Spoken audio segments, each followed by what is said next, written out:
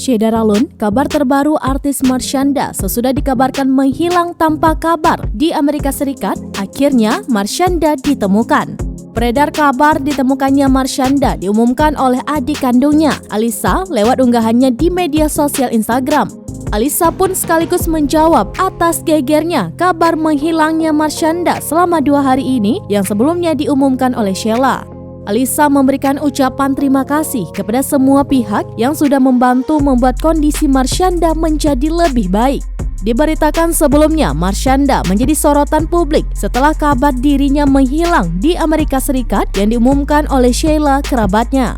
Dalam unggahannya di Instagram, Sheila mengungkapkan jika Marshanda sudah menghilang atau tidak bersamanya selama 2 hari. Marshanda dikabarkan menghilang ketika dalam kondisi bipolarnya sedang kambuh.